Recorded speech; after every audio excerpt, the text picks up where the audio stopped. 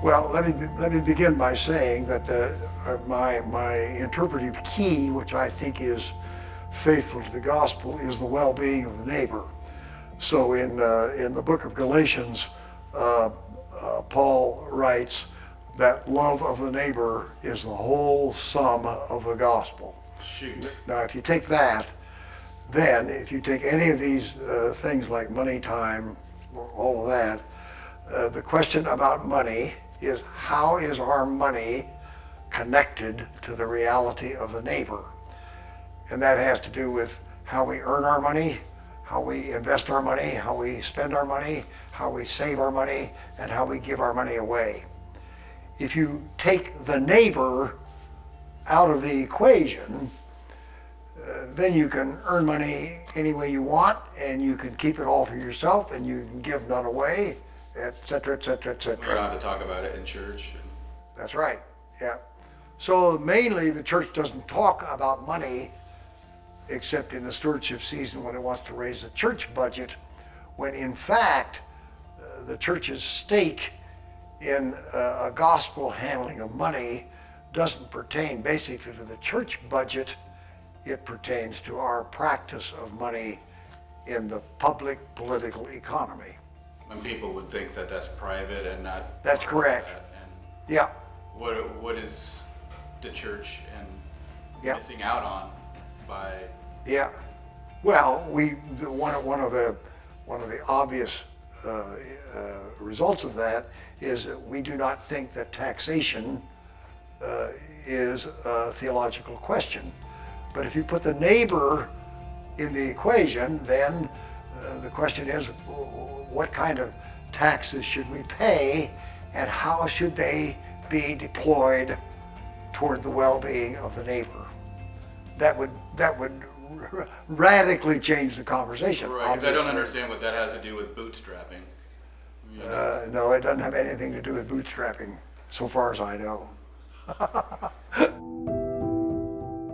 John Wesley, the great Methodist godfather, said that the idea is to earn all you can and save all you can and give away all you can. That's pretty good for starters. Obviously, it's much more complex than that. and not sustainable. Oh, it's quite sustainable. You can scale that up how? Well, it's easy to say earn all you can. It's easy to say save all you can. So Wendell Berry has made a great advocacy of saying we have an obligation to be frugal. It is an ethical obligation to be frugal, says he. I think that's right. But not Jesus. Pardon me? Not Jesus didn't say that though. I think Jesus would have said that about self in order to be extravagant in generosity toward the neighbor. So give away all you can. And what we know about the practice of abundance is that giving away more than we imagine we can give away is an evocation of great well-being and great joy. That flies in the face of our current capitalist theory that inherently is committed to parsimony toward the neighbor. I don't know what that person Means don't give anything away to anybody if you can help it. And one of the dramatic expressions of that is the incredible cutback on food stamps and government assistance to people who are very, very needy under the mantra of scarcity, that the worst thing in the world that can happen is somebody needy might get something for nothing. And that just causes shivers in capitalist theory. will keep them from growing because they won't have intention, to. Well, that's right. Yeah.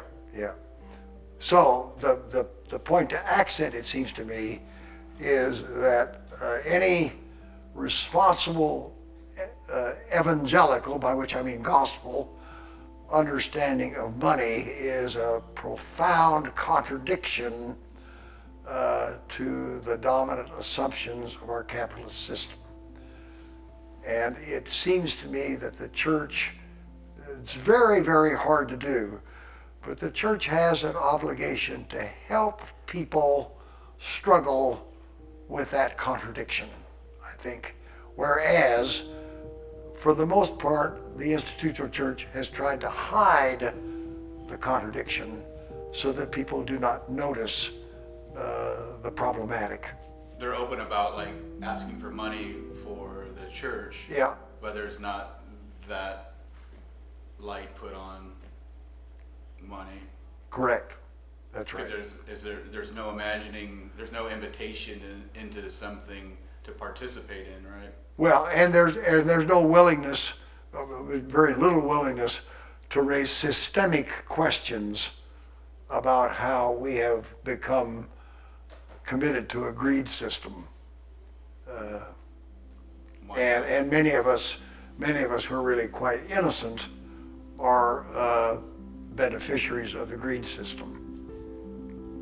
What's the greed system?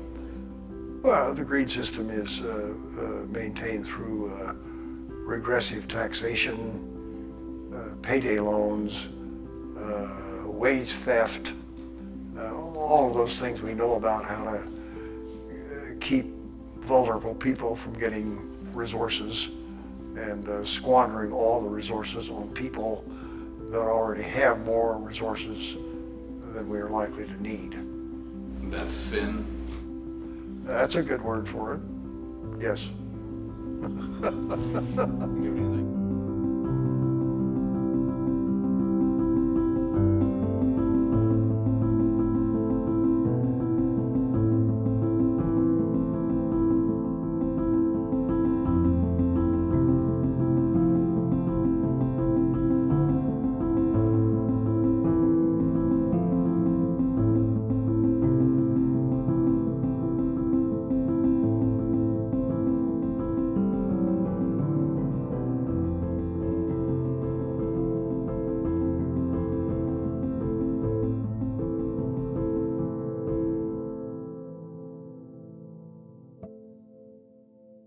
Side notes, did you hang out with Wendell-Berry?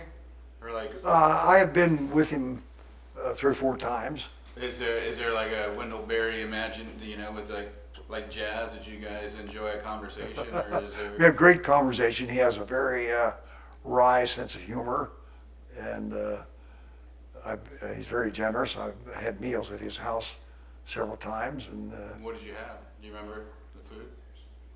I do not remember the food. I remember it was very good. It was Real food? real food, as you might imagine from Tanya Berry. Yes.